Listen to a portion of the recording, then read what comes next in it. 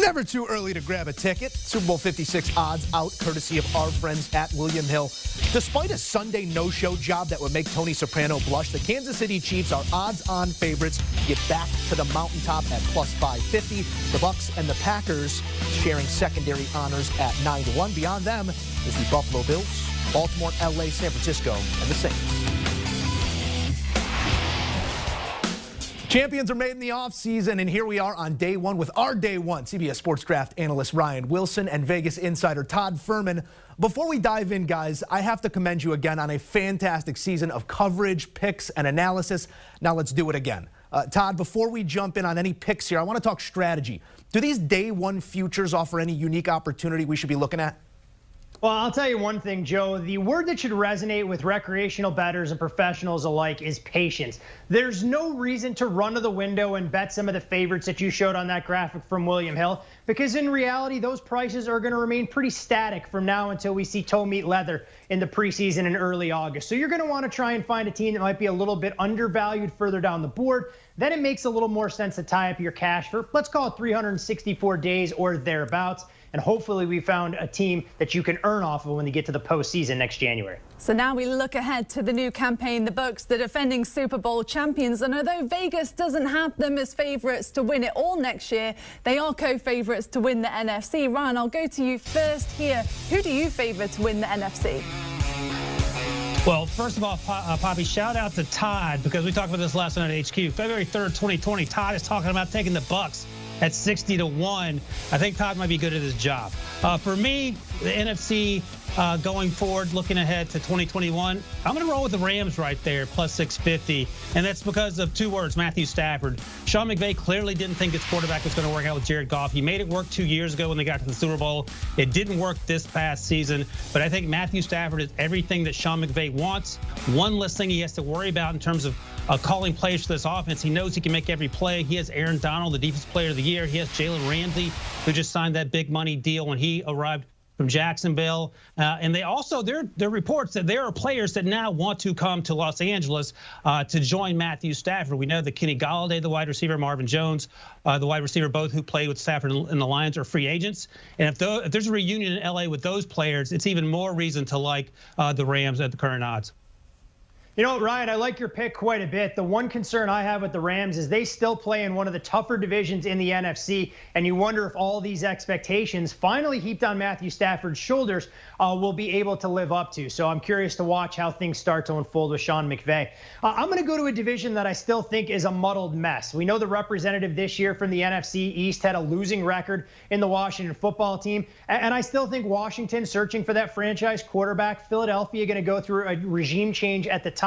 And the New York Giants, a little bit of a surprise this season ago. I'm not sure they can replicate what they did this year. So by default, I'll make a case for the Dallas Cowboys at 14-1. This was a team that had high expectations coming into last year. They were besieged by injuries, especially on the offensive side. The defense was a downright dumpster fire. And even if that defense gets back to average with all of those weapons on the offensive side, assuming that they give Dak a long-term deal, I think the Cowboys can return to some level of prominence. Although I feel like it's been 40 or 50 years since we've talked about the Cowboys not getting to the NFC Championship, just winning 2 playoff games. We'll see if they can get that long-term deal done before the March deadline, or if it will be another franchise tag. Would be in excess of $38 million on the franchise tag this year for Dak Prescott. What if we want to go a little further down the board, try and identify that value team with a plus side? If you had the Bucs the day after the Super Bowl last season, your last name's either Fuhrman or you live in Tampa. More on that in just a second, guys. But Todd, who piques your interest as a long shot next season? So for me, when I look at these teams, I want to find a team that had to deal with a ton of injuries this season that's going to get key cogs back. And ultimately, you want to find a division that seems somewhat manageable. So for me, the Minnesota Vikings at 50-1 fit that bill. You look at what this team started to do offensively last year. Dalvin Cook went healthy along with Jordan Jefferson. Were outstanding in terms of a 1-2 dynamic duo. Kirk Cousins, yes, he's not a truly elite quarterback and is a little more of a game manager, but I think this offensive line will be better. And let's not ignore the defensive side, where Danielle Hunter didn't take a single snap last year, so Minnesota's defense endured growing pains without a pass rush. They'll get their linebackers back in store, and it was an extremely young defensive backfield. One thing we've seen from Coach Zimmer, it takes a while to learn that scheme. I think the Vikings are a team poised to not only win the NFC North, but maybe make a deep run into the playoffs as everybody writes them off with a third-place schedule.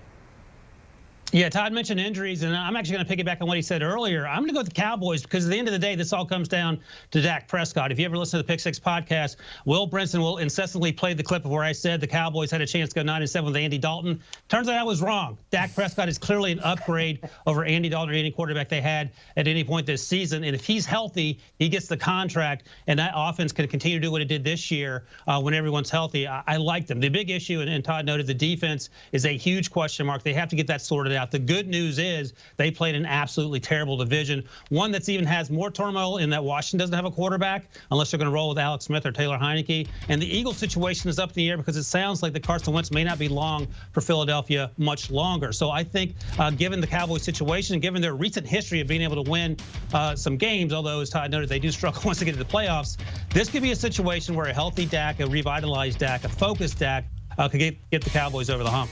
So the Bucs and the Packers are the current favorites to win the NFC, while Vegas has the Chiefs as the favorites to win the AFC. Coming to you first, Todd, with this one. Who are you taking to win the AFC early? Well, what's interesting about Kansas City as the favorite, and rightfully so, is teams that have been the Super Bowl favorite going into the season have reached the Super Bowl 8 times in the last 14 seasons, but they've only hoisted the Lombardi Trophy twice. Sometimes wearing that mantra and wearing the target on your back becomes a little bit daunting, and we know that the Super Bowl hangover is very real.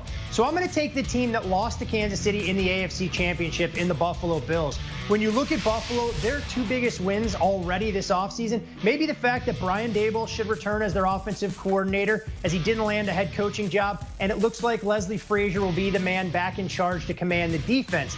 I love what we saw from Josh Allen in the first year in this offensive system with Stephon Diggs. I think he's only going to mature with another offseason under his belt. And Buffalo, well, they were a little bit disappointing on the defensive side, dealing with some injuries. They do have a couple of guys that you want to see them re-sign, specifically Matt Milano.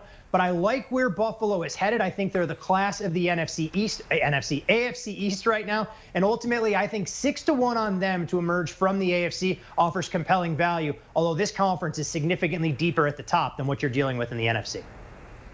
Todd, I love the Bills, and that's a great pick. And don't forget, we were at a point not too long ago, less than a month ago, where we were talking about Josh Allen making a legit push for MVP had Aaron Rodgers not been hot throughout the year. That's how well he played up until that final game. But I'm going to go easy. I'm going to take the layup. I'm going with the Chiefs. I know it's not exciting, and I get all that, but it's so hard to bet against Andy Reid and Patrick Mahomes. And the good news is the Buccaneers don't play in the AFC, so they can win it. And if they get a rematch with the Buccaneers, they can cross that bridge when they get to it. But I think when you look at what happened in the Super Bowl, it starts with the offensive line. They had 2 original starters in the Super Bowl that started week 1. That line was banged up from top to bottom. They're going to be healthy going into the season. They'll need to shore up that defense. But the good news about a healthy offensive line is that Patrick Mahomes can do the things he needs to do in order to put 30, 40 points on the board without really blinking. The other issue is that Patrick Mahomes had a toe injury. Presumably he'll be healthy. He may get surgery. We'll find that out in the coming weeks, maybe months, but he'll be healthy by the time the season rolls around. And this just feels like a layup. Like I said, it's not exciting, but it's sort of as close to a slam dunk as you feel like you're going to get when you have the 2 guys in Andy Reid and Patrick Mahomes at the front of that team. Yeah, they call them favorites for a reason. And to your point, I think the Chiefs spent the lion's share of this season looking for a reason why. They got the reason now. You just got embarrassed on the grandest stage. There's your chip on the shoulder. As long as Pat Mahomes is under center of the Chiefs, they're not going to jump up and surprise anyone. Ryan, what hype train should we be jumping on as an AFC long shot next season? Yeah, so the Rams are sort of that's going to be a sexy pick, I feel like, just because of the Matthew Stafford, Sean McVay connection. I'm going to go with the other team in Los Angeles, the Chargers. Justin Herbert, every time I talk about him, I have to apologize because I thought he was not going to be very good as a rookie based on the way he played his last 2 years at Oregon. Well, he dunked all over me with his performance, and he dunked all over everyone else who doubted him. He is so incredibly good, and this is the comp that I have for Trevor Lawrence. If Trevor Lawrence plays like Justin Herbert in 2020, that is a great season for the Jaguars, and I feel like the way that Justin Herbert's played, they have a new coach in Brandon Staley. Anthony Lynn, for as nice and as good as guys he is, he lost in some football games with in-game management. They have so many players on offense, even with Hunter Henry leaving. That defense is getting Derwin James back. They may need to replace Melvin Ingram because he's going to hit free agency, but they have the 13th overall pick in the draft. They can get an edge rusher. They can get an offensive lineman. They can get a tight end like Kyle Pitts to add some more dynamism to that offense. And I think they have an opportunity to win 10, 11, 12 football games. And before Todd points it out, they do have to play in the same division division as the Chiefs, but I think they can get in as a wild card. And then what happens after that is up to them. Well, Ryan, I like that pick quite a bit. I think the biggest question mark I have for the Chargers isn't necessarily Justin Herbert in year 2, but it's the head coaching change that you mentioned. Let's see if Brandon Staley is ready to be CEO of a franchise that has been perennial underachievers, and they have to avoid the injury bug. Getting a guy like Derwin James out there will be a huge blessing for them on the defensive side. But I'll go a slightly different direction in the AFC, and it's a team that, quite frankly, doesn't know who their starting quarterback is going to be. That, of course, would be the Indianapolis Colts. This was a team last year I thought could be a dark horse in the AFC, and they were arguably better than Buffalo wild card weekend. They just weren't able to make the plays and ultimately pull that off. When I look at Frank Reich, I don't rule out Carson Wentz ultimately being the starting quarterback in Indianapolis. There's a ton of buzz about him going to the Bears, but Wentz put together his best seasons with Reich as the OC. And when I look at the way Chris Ballard has basically built up this roster, not only in the offensive side, with skill position talents like Michael Pittman and Jonathan Taylor to go with a strong offensive line, but what he's done to fortify that defense, I can't discount the Colts in a division where I'm not buying the Titans. Jacksonville's in transition, and Houston, well, they might just be lucky enough to finish with the worst record in the entire league. So I like the Colts at 13-1. All right, although the confetti has just set in Tampa from last night, it's never too early to look ahead. As Joe said, 363 days to go until Super Bowl 56. Let's get your early predictions. Ryan, I'll come to you first. Who's your pick to hoist next year's Lombardi Trophy? Again, it's not super exciting. Oh, actually it is. I had the Chiefs playing the Cowboys. The Cowboys are going to win the Super Bowl. That is actually super exciting. I was going to double down on the Chiefs, but I'm going to mix it up a little bit. So again, Dak Prescott has to be healthy. The head coach has to do a better job of calling plays, which is something he struggled with last season. They have to get Zeke Elliott involved. And the defense, more importantly than anything, has to be better than it was in 2020. That was a huge concern. I think if they're healthy, starting with Dak Prescott, the division is theirs to take. And then after that, you have to make some plays in the playoffs to get through that thing. But we just saw the Buccaneers get hot at the right time. They lost to the Chiefs in Week 12, didn't lose another football game, and played at such a high level from Week 13 to Sunday night. That's sort of the blueprint that the Cowboys need. A lot easier said than done. But again, starts with Dak Prescott and head coach Mike McCarthy. So for me, we talked about the AFC being a little bit more difficult road to try and navigate through, but I think you have to go through progressions, especially as a young quarterback and as a franchise. 2 years ago, we saw Buffalo crumble late against the Houston Texans on the road. This year, they made strides. They got all the way to the AFC Championship before they ran into a Kansas City offense and defense on that fateful Sunday that had all the answers for what they wanted to try and do. I think Buffalo learns from those mistakes. The biggest question I have with the Bills is how they ultimately handle prosperity, because they're going to have to play with a target on their back within the division in the AFC. They're going to get every team's best shot. But the one thing I never want to ignore is the strength of that home field advantage. And we saw Bills Mafia come out in full throat against the Indianapolis Colts and against the Baltimore Ravens. Let's assume that that building will be packed to the gills every single Sunday. Buffalo with home field advantage and Mother Nature working on their side. I think Buffalo ultimately can win the AFC and has all the pieces if they address that defense, maybe pick up another skill position guy on the offensive side this offseason to get to Los Angeles and maybe hoist the Lombardi Trophy, something a long-suffering fan base has been well overdue to try and deserve. Listen closely here, folks, because this is not a throwaway segment.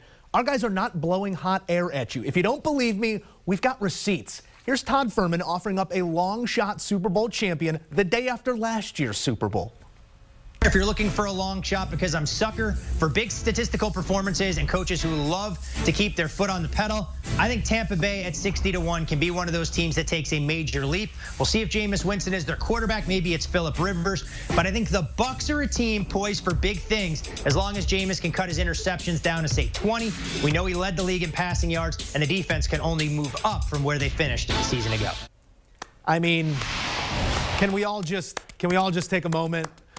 Todd, your moment in the sun here. Pat yourself on the back. But we're looking for a repeat performance. Ryan already gave us the Cowboys as a value Super Bowl champion. Who's your value pick to win it all this season?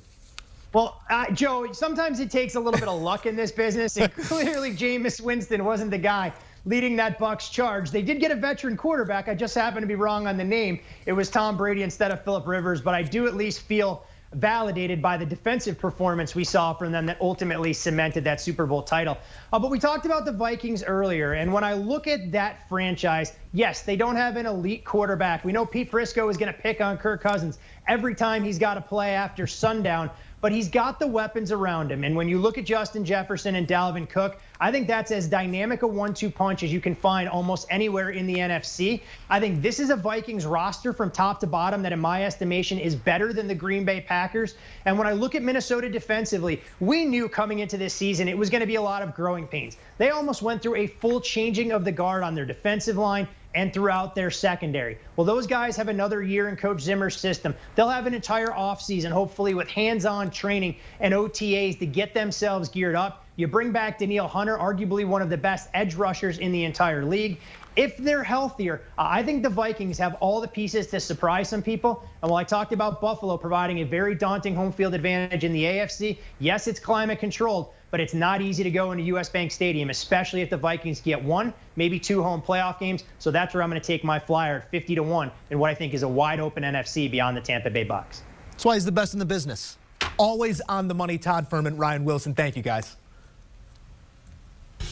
Let's take another look at those plays. Picked to win the NFC. Ryan's going with the Rams. New look Rams, new quarterback, feeling good. Todd likes Dallas at 14-1 value pick. That's where Ryan goes Dallas. There is some value there at 14-1. Todd's going even longer odds, 20-1 Minnesota to win the NFC. He also likes Minnesota as his value pick to win the Super Bowl at 50-1. To even go 2 for 2 in back-to-back years. As for the AFC, Ryan likes the chalk, as do I. KC at +260. Todd Fuhrman going 6-1 with Buffalo. Value pick in the AFC, the Colts there at 13-1. And the Chargers, we got another LA team coming in at 15-1. Pick to win the Super Bowl. We're talking favorites. KC 5.5-1. Todd Fuhrman likes Buffalo at 12-1.